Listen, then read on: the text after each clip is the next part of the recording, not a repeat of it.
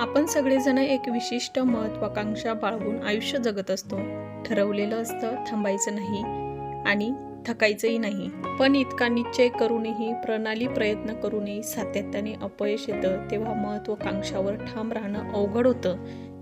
ज्ञानेश्वरीतील एक छान ओवी सांगते, माझ्या वाचनात आलेली. नाना घनीभूत संपूर्ण जैसे, निहाळिता साधारण मंग, अहंकारी बर्वेपण निवडू द्यावी. माऊली ज्ञानोबराय म्हणतात, सोनं दिसायला साधारण दिसतं, पण त्याचं रूपांतरेनं अलंकारात होतं व त्याचा दागिना तयार होतो, तेव्हा त्याची शोभा काही निराळीच असते. आता मूळ सोन्यातली आणि दागिन्यातली वेगळेपण सिद्ध करण्याची प्रक्रिया सुरू आहे. ती ओलांडून चालेल का? आपल्याला ही प्रोसेस स्किप करून चालणार नाही. पायऱ्या आहे त्या चढाव्याच लागतील. संयमाने, आत्मविश्वासाने चालत राहायचं. चांगला दागिना तयार व्हायला वेळ जरूर लागतो.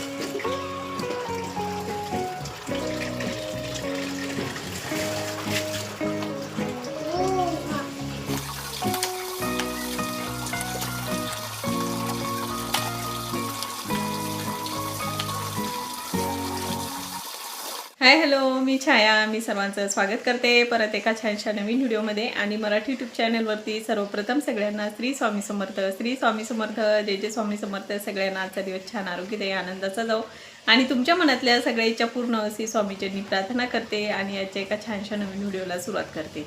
तर चला, इथं माझी सकाळची जी क्लिनिंग आहे ना, तर ती ऑलमोस्ट करून झालेली आहे. सगळंच क्लीन करून झालेली आहे. आज कपडेसुद्धा मी धुवून घेतलेले, कारण नळ आलेले ना, तर मग हातानेच कपडे धुतले आणि लगे वाळत टाकून दिलेले. तर आज मला तुम्हाला आहे ना एक छान रेसिपी शेअर करायची आहे. मी सुद्धा पहिल्यांदाच ती रेसिपी बनवते, मेंदूवड्याची. झटपट होणार आहे, म्हणजे न डाळ भिजवता. डाळ भिजून आपण मेंदूवडे सगळेच बनवतो. जी उडदाची डाळ भिजून आपण जे मेंदूवडे बनवतो ना, तर ते मी तुमच्यासोबत शेअर नाही करणार आहे. आज झटपट होणारे मेंदूवडे ना, ते तुमच्यासोबत मी शेअर करणार आहे. तर चला, देवांश पण आज घरी आहे. त्याला थोडंसं बरं वाटत नाही, तुम्हाला दिसत पण असेल त्याच्या चेहऱ्यावरून. थोडंसं बरं वाटत नव्हतं ना, तर रात्रीच त्याला थोडासा ताप पण आला होता आणि सर्दी पण झालेली ना, तर मग त्याच्यामुळे त्याला आज काही स्कूलमध्ये पाठवलं नाही. तर मग त्याला घरीच ठेवलेलं आहे. तर तो घरी असला म्हणजे सगळं घर अस्तव्यस्त करून ठेवतो, सगळं घर पांगून ठेवतो. माझं सकाळपासून 2दा घर झाडून झालेले आहे. म्हणजे सकाळी एकदा मी घर झाडलेलं आहे, त्याच्यानंतर परत तुम्हाला मी व्हिडिओमध्ये दाखवलं की परत मी एकदा घर झाडलेलं आहे. देवांशने एवढं खराब करून ठेवलेलं होतं. तर चला, मी व्हिडिओ कंटिन्यू बघा आणि तुम्हाला खरंच माझा व्हिडिओ आवडला ना, तर व्हिडिओला जरूर लाईक करा. तर चला मग, चलो. नळ जर आलेलं असले ना, तर त्यामध्ये खूप कामं पुरतात, कारण नळ आले म्हणजे शिल्लकचे कामं होऊन जातात आणि खूप वेळ म्हणजे कामं चालतात. तर आज आहे ना, तर हे किचनमध्ये जे झाडं ठेवलेले ना, तर ते झाडं सुद्धा आज मी क्लीन करून घेतलेले आहे. आणि इथं जे ग्रीन मॅट टाकलेली ना, तर ती पण स्वच्छ धुवून वरती वाळत टाकून दिलेली आहे. ते काही मी आज तुम्हाला शेअर नाही केलं. थोडीशी खिडकी ना, ती सुद्धा क्लीन करून घेतलेली आहे. खूप खराब झालेली होती, कारण तेलाची वाफ आहे ना पूर्ण खिडकीवर जाते ना, तर त्याच्यामुळे ती खिडकी खूप लवकर खराब होते. तर मग नेहमी खिडकी म्हणजे स्वच्छ करावं लागते. नाही केली तर मग जास्त तेलकट होते. तर चला, मी हे प्लॅन्टिंग त्या टेकवून देते. तर तर इथे हे झाडं ठेवलेले आहे ना, त्याच्यामुळे तिथला कोपरा एवढा छान वाटतो, पाहायलाही सुंदर दिसतो. पहिले मी इथे एक एक टेकवलेले होते, पण ते काय व्हायचं, तेलाची वाफ जास्त त्या झाडांवर जायची, त्याच्यामुळे ते झाडं आहे ना असे तेलकट व्हायचे. मग त्याच्यामुळे मी आता ह्या कोपऱ्यामध्ये ठेवलेले, तर खूप छान वाटतात तिथे पण. तर चला मी पटकन तुम्हाला रेसिपी शेअर करते. तर मागच्या साईडनं कढीपत्ता तोडून आणलेला आहे, एकदम फ्रेश कढीपत्ता लागतो ना, तर तो कढीपत्ता मी इथे तोडून आणलेला आहे. आणि जे शेवंतीचं झाड लावलेले त्याला एवढे सुंदर फुलं आलेले, तर मी तुम्हाला ते पहिले फुलं दाखवते कसे आलेले.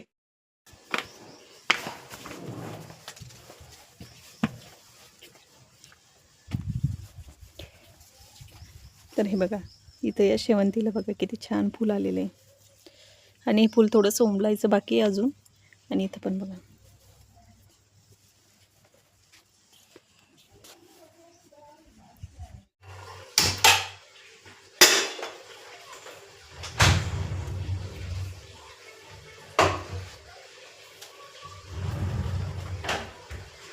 तर इथं मी तुम्हाला कशाचे मेंदूवडे शेअर करते, तर इथं मी तुम्हाला आहे ना रव्याचे मेंदूवडे शेअर करणार आहे. खूप छान होतात, म्हणजे मी व्हिडिओमध्येच पाहिलेले, इंस्टाग्रामला मी तिची रील पाहिली, म्हटलं चला आपण पण ही रेसिपी बनवून पाहू. तर खूप छान म्हणजे दिसत होते त्या व्हिडिओमध्ये, म्हणून म्हटलं तुमच्यासोबत मी ती शेअर करते. आणि झटपट होतात, वेळ पण लागत नाही. आपण उपमा कसा बनवतो सेम त्या पद्धतीनं आपल्याला हे बनवून घ्यायचं आहे. फक्त त्याच्यामध्ये ना जिरं, मोहरी, कढीपत्ता आणि मीठ, आणि वाटल्यास तुम्हाला तिखट टाकू शकता, पण मी तिखट काही टाकणार नाही कारण देवांश खाणार नाही ना. तर हे असं थोडंसं टाकून त्याला थोडंसं असं म्हणजे हटून घेतल्यासारखं करायचं आणि त्याचे मेंदू वडे बनवायचे आणि ते तळायचे. तसं मी तुम्हाला दाखवतेच डिटेल रेसिपी. तर चला मी आता पटकन याला फोडणी देते. इथं कढई टेकवलेली, गॅस सुरू केलेला आहे. तर इथे मी या कढईमध्ये थोडंसं तेल ॲड करते, जास्त नाही तेल टाकायचं, थोडंसं तेल टाकायचं. तर इथं तेल गरम झालेलं आहे, तर मी त्याच्यामध्ये मोहरी टाकते, थोडंसं जिरं ॲड करते आणि त्याच्यानंतर थोडासा कढीपत्ता. आता आपल्याला याच्यामध्ये पाणी ॲड करायचं. त्याच्यानंतर चवीनुसार मीठ ॲड करायचं. तर याला आता चांगली उकळी द्यायची आणि उकळी आल्याच्या नंतर मग आपल्याला याच्यामध्ये रवा टाकायचा आहे. तर चला मी याला उकळी देते आणि उकळी आल्याच्या नंतर परत दाखवते. तर इथं मी या वाटीनं एवढा रवा घेतलेला आहे, थोडीशी वाटी रिकामी आहे. तर आपल्याला जेवढे बनवायचे तेवढ्या पद्धतीत ते रवा म्हणजे तेवढ्या प्रमाणात रवा घ्यायचा आणि तो रवा याच्यामध्ये असा टाकायचा उकळत्या पाण्यामध्ये आणि ते व्यवस्थित घोटल्यासारखं करायचं. त्याच्यामध्ये तुम्ही हळद सुद्धा टाकू शकता, पण मी टाकली नाही.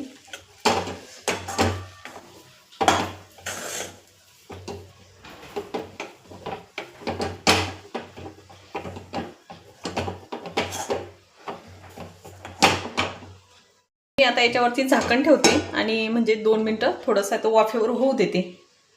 इथं याला 2 मिनिटं झालेले, तर मी याच्यावरचं झाकण काढून घेते. इथं मी एक ताट घेतलेले, त्याच्यामध्ये आपल्याला थोडंसं तेल टाकायचं आहे.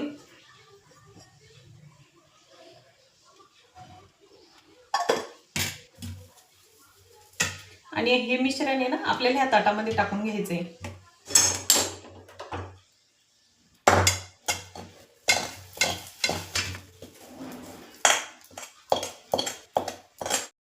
आता हे मिश्रण आहे ना आपण कणिक कसं मळतो त्या पद्धतीने थोडंसं मळून घ्यायचं आहे.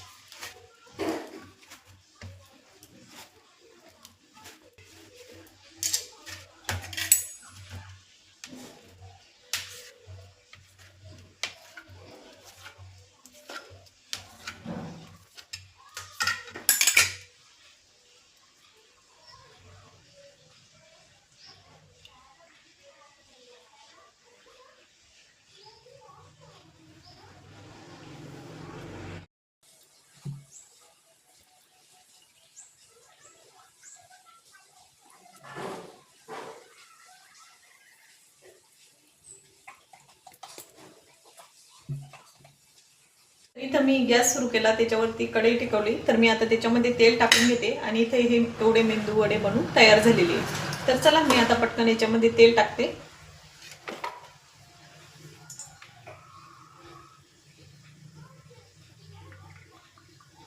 त्याच्यामध्ये महत्त्वाची गोष्ट म्हणजे तेल एकदम कडकडीत गरम पाहिजे. तेल जर गरम नसलं तर मेंदू वडे ना फुटतात. त्याच्यासाठी तेल एकदम चांगलं गरम पाहिजे. याच्यात महत्त्वाचं म्हणजे मी जेव्हा ती रील पाहिली तर त्या तेच सांगत होत्या की ते तेल एकदम कडकडीत पाहिजे. जर तुम्ही थोडंसं थंड तेलामध्ये जरी टाकले ना तर ते मेंदूवडे पूर्ण फुटून जाणार. तर एकदम चांगलं तेल गरम होऊ द्यायचं आणि त्याच्यानंतरच त्याच्यामध्ये मेंदूवडे तळून घ्यायचे. तर इथं तुम्ही पाहिलं असेल आता एकदम चांगलं तेल गरम झालेलं आहे. तर मी आता त्याच्यामध्ये मेंदूवडा टाकते.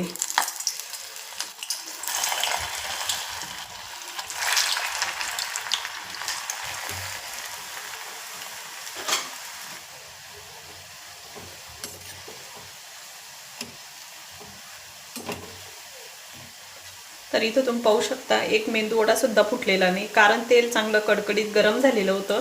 त्याच्यामुळं एकही मेंदूवडा फुटलेला नाही. हे बघा एकदम मस्त असा मेंदूवडा तळला जातोय.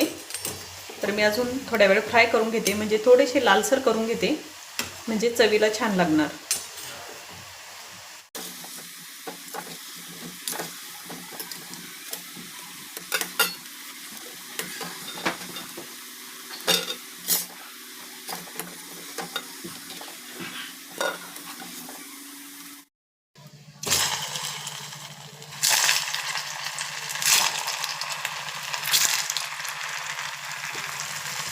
तर इथं तुम्ही पाहू शकता एकदम मस्त असे क्रिस्पी मेंदूवडे ना तयार झालेले आहे बघा. एकदम कडक झालेले आहे, जसे पाहिजे तसेच झालेले. तर चला मी आता हे सुद्धा तळून घेते आणि तळून घेतल्याच्या नंतर परत दाखवते. सुद्धा आता तळून झालेले तर मी आता हे काढून घेते.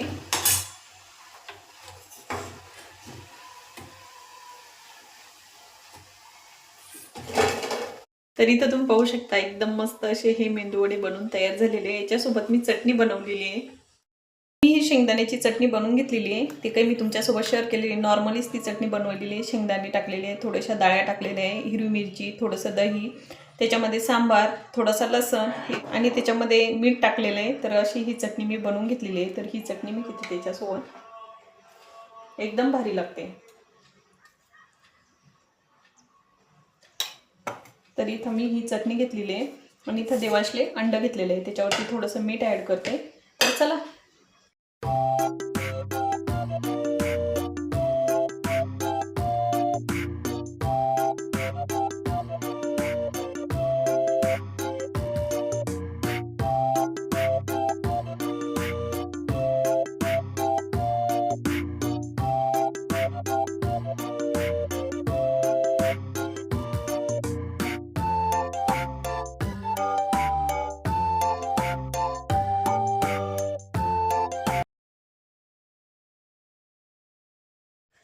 तर इथं आम्ही बाहेरच आलेलो होतो खाण्यासाठी, कारण ऊन पण आलेलं होतं ना पोर्चवर आणि थंडी वाजत होती घरामध्ये. तर इथं मग आम्ही दोघांनी बसून एकदम मस्तपैकी उन्हामध्ये मेंदूवडे एन्जॉय केले. आणि त्याच्यानंतर मग हे जे बोळके आहे ना, हे दिवाळीच्या वेळेस आणलेले आहे. तर हे काम खूप दिवसापासून पेंटिंग पडलेलं होतं. तर म्हटलं चला आज कामं पण लवकर आवरलेले आणि वेळ पण होता आणि मूड पण झाला होता थोडासा माझा आज हे करण्याचा. तर मी ह्या बोळक्यांना हा जो रेड कलर दिसते तुम्हाला, तर हा रेड कलर देऊन खूप दिवस झालेले आहे. तर मी तो आता तर काही देणार नाही. तर त्याच्या आतला जो भाग आहे ना, तर तोच मी फक्त थोडासा व्यवस्थित करून घेतलेला आहे. आणि देवाशला मी जे करत असली ना, तर ते करायला त्याला खूप आवडतं. तर पण आतल्या बाजूनं कलर करत होता आणि इथं मग माझंही काम सुरू होतं. तर इथं आमच्या दोघांच्या गप्पाही चालू होत्या. तर इथं मग आता त्याच्यावरती मला थोडंसं डेकोरेट करायचं होतं. तर इथं मी एक मधात टिपका दिला आणि साईडनं सुद्धा असं गोल गोल टिपके देऊन त्याला थोडंसं असं करून घेतलेलं आहे. थोडंसं दिसायला खूप छान वाटत होतं आणि युनिक काहीतरी दिसत होतं. तर अशा सगळ्याच बोळक्यांना मी ते करून घेतलेले. हे बोळके मी कुठं ठेवणार आहे ना, हे पुढं मी तुम्हाला नंतर व्हिडिओमध्ये सांगणार. तर चला इथं हे सगळं करून घेते आणि करून घेतल्याच्या नंतर तुम्हाला परत सगळं व्यवस्थित दाखवते.